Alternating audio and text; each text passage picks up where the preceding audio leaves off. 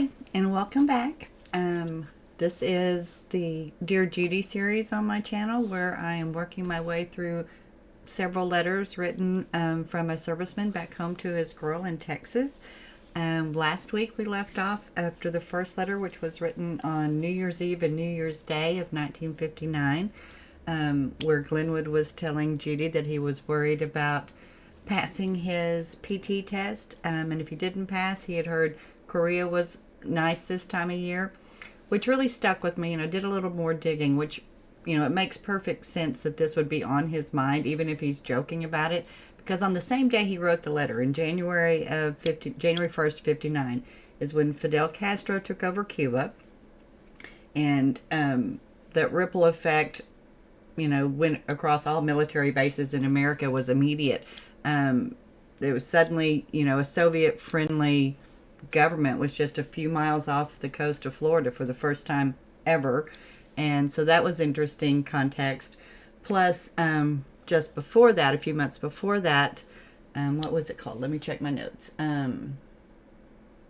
They're calling it the Berlin Crisis. That Khrushchev had issued an ultimatum demanding that all U.S. troops remove themselves from Berlin within 6 months, meaning that any soldier statewide could be deployed at any point to anywhere. So it was a scary time. So are we ready to dive into letter number 2? This one is dated, postmarked January 3rd, 1959, from Fort Bragg, North Carolina. And it says Friday night. It's on Fort Bragg stationery. Dearest Judy, I received a letter from you today. It was a little tiny envelope. I couldn't figure it out at first. I thought it might be a wedding announcement or a shower notice, but I was disappointed. Ha ha. Nothing important happened today, just the same old thing, running and exercising. The sergeant asked how many wanted to quit today. Over 50 boys stepped forward. After the morning was over, they were wishing they had never quit. They ran them with a full field pack for over an hour. We have a physical fitness test tomorrow, and it decides whether we stay or not. About 300 of us are expected not to make it. My mother sent all of her Christmas leftovers. I had enough to feed all of the mortar battery. So she sent enough to feed a small army, like moms do. I don't know why, but I just can't write worth a darn tonight. If I could write and keep my mind off of you, I could probably write better. I hope you don't mind me mixing stationery. I just write on anything I can pick up. The first one was on the Fort Bragg. This one is on STRAC letterhead, and STRAC was the Strategic Arms Corps. It was an elite parachute team.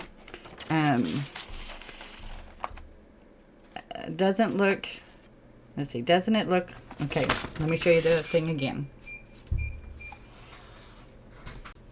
I'm not sure if you can see it, but there's parachutes in the background. And he says, doesn't it look like fun to come floating down to the ground like that? That is, as long as you float. Did you notice that my letters are getting shorter? I'll close for tonight. See you in my dreams. P.S. Someday we'll be together forever. Okay, so let's talk about that one little part where he says 50 people spoke up and said they were ready to quit, and in return they got to run for over an hour with full field pack. At first my thoughts were like, those dirty dogs, you know, they said they wanted to quit, let them quit. But it makes sense. They need to know who's going to make it, who can survive under pressure, who has the wherewithal to make it through if push come to shove. So that's it for this week's letter, and I'll see you next week.